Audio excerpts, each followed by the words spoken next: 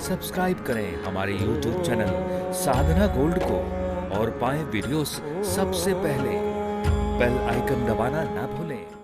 संयम ये जीवन का आधार है और जिनके जीवन में संयम है उनके जीवन में सब कुछ है। संयमित जीवन जीने वाला व्यक्ति बड़ा सुंदर होता है। पहली चीज संयम, और दूसरा भगवान कह रहे हैं कि जो पदार्थ हम अपने लिए ले रहे हैं उसको भगवान को अर्पित करें, उसके बाद स्वयं उसका ग्रहण करें। अब देखिए इंद्रियां क्या चाहती हैं। इंद्रियों को तो जो मिल जाए सो दे दो, समुद्र है। लेकिन शरीर का भी तो अपना धर्म है। इंद्री तो कह रही है लाइन बहुत लंबी है, तो एक काम करो, बिहारी जी के भी पट खुलने में टाइम है, इतने में बगल के तवे पर एक बड़ा सा वो तवा रखा हुआ है और उस पर है आलू की चाप है, वही होती है। आप सोचो बिहारी जी में दिमाग लगे कि चाप में दिमाग लगे। मन है जितना बिहारी जी में दिमाग लग रहा उतना उसने उस चाप में लगवा दिया। वो आलू की टिक्की क्या होती है वो सब में लगवा दिया। सोचो आप, मन की गति है ना। अब दो संशय हैं, करा क्या जाए। मन तो कह रहा है खा ले, लेकिन मन आया किसी और के काम के था। इन दोनों स्थितियों में विवेक काम करेगा। चलो विवेक ने यह भी कह दिया कि ठीक है मन कर रहा है तो खा लो, नहीं वहां जाके दर्शन के बाद भी दिमाग इसी में लगा रहेगा, खा नहीं पाएगा। भाई आपका विवेक ये भी कह सकता है पहले पेट पूजा फिर काम दूजा। आपका विवेक ये भी कह सकता है। लेकिन आपका विवेक ये भी कह सकता है कि नहीं ये ठीक नहीं है, शरीर के लिए ठीक नहीं है, चलो अंदर, कहानी खत्म। बस इतनी सी तो घटना घटनी है। आपका विवेक अगर प्रबल है तो आपको आगे ले जाएगा, सत्य की ओर ले जाएगा, वरना कहीं टिका देगा ले जाकर, कहीं गड़बड़ हो जाएगी। ये संयम चाहिए। दूसरी चीज यहां एक दर्शन दिया है कि इंद्रियों को मिलने वाली चीज को प्रभु को समर्पित करके पाओ और खाओ। तो जो भोजन हम खाते हैं, अगर उस भोजन की चर्चा करी जाए तो जो भोजन आदि इत्यादि घर में बनता है वो भोजन खाओगे कि प्रसाद खाओगे, ये भी तो सोचना है। अगर ठाकुर जी को भोग लगाने वाली स्थिति में आप हैं तो आप प्रसाद पाओगे। प्रसाद में विषय नहीं होते, प्रसाद नुकसान नहीं करता।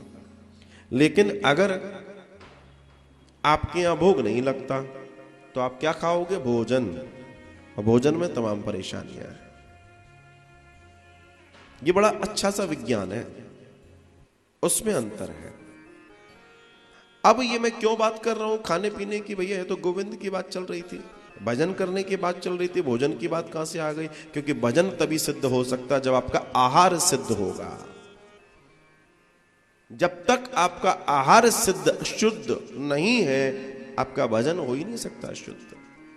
क्योंकि जो रजोगुण और तमोगुण है अगर वो प्रबल हो रहे हैं, सतोगुण सिर्फ बाहर गेट पर ही दिखाई दे रहा है, अंदर जाओ तो रजोगुण और तमोगुण है, तो गड़बड़ हो जाएगी। तो आपके द्वारा पाया जाने वाला भोजन आदि इत्यादि की स्थिति क्या है? आपके चौके चूल्हे कितने पवित्र हैं? आपकी रसोइयां कितनी पवित्र हैं? क्या वो ऐसी स्थिति की हैं कि उनसे ठाकुर जी को भोग लग सकता है? क्या वो ऐसी स्थिति की है कि ठाकुर जी को आप भोग रोज लगा सकते हैं? क्या आपने ये तैयारी सोच रखी है?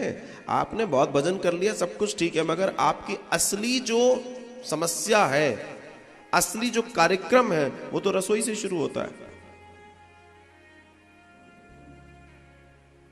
और अगर हमने रसोई पे काम नहीं किया तो भोग कैसे बनेगा? और जब भोग ही नहीं बनेगा तो फिर कहानी तो बात की बात है, फिर गड़बड़ हो जाएगी। तो आप भजन कर रहे हैं, अच्छी बात है, आप तीर्थ कर रहे हैं, अच्छी बात है, आप सब कर रहे हैं, अच्छी बात है, लेकिन आप एक चीज का ध्यान रख रहे हैं कि नहीं रख रहे हैं कि हम जो पा रहे हैं वो प्रसाद है या भोजन है। ये बहुत आवश्यक है। कायदा तो ये कहता है, कायदा कि बिना भोग लगा तो पाना भी नहीं चाहिए। कायदा तो ये कहता है। ये तो अब चूंकि दुनिया इधर से उधर होने लगी तो रेस्टोरेंट, होटल, बाहर आदि इत्यादि मजबूरी है। बाकी कोशिश ये करना चाहिए जहां तक बच सको बच जाओ, जहां तक बच सको बच जाओ। आवश्यक है ये। जितना पवित्र आप पाएंगे उतना पवित्र आप हो जाएंगे। जैसा खाओगे अन्न मैं ये पूजा की पद्धति बता रहा हूं आपको। ये साधना की पद्धति है जिसकी आप चर्चा कर रहे हैं। कपिल देव भगवान यही चर्चा कर रहे हैं। मां सबसे बड़ी प्रॉब्लम तो यहां फंसी पड़ी है,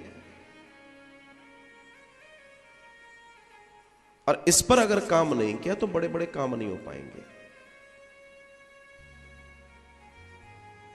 शरीर को कितना भोजन चाहिए इसका भी आंकलन करना बहुत ज्यादा जरूरी है। और शरीर को भोजन चाहिए भी कि नहीं चाहिए ये भी तो तय करो। कौन से हम पहाड़ खोद रहे हैं भाई? अब वो जमाना थोड़ी रहा। चक्कियां तो चला नहीं रहे, खेतों में हल तो चला नहीं रहे, तो अब तो स्मार्ट लाइफ हो गई है, तो भोजन भी स्मार्ट हो जाना चाहिए। और आप जितना स्मार्ट भोजन करेंगे आप उतने स्मार्ट रहेंगे, और जब आप स्मार्ट रहेंगे तो भजन अच्छे से होगा ना। शरीर काम नहीं करेगा, शरीर अगर हमारा उस स्थिति का नहीं होगा तो भजन करने में तो प्रॉब्लम आएगी आएगी, क्यों नहीं आएगी? उस स्थिति को समझना बहुत जरूरी है, इसलिए ये नियम बताया गया।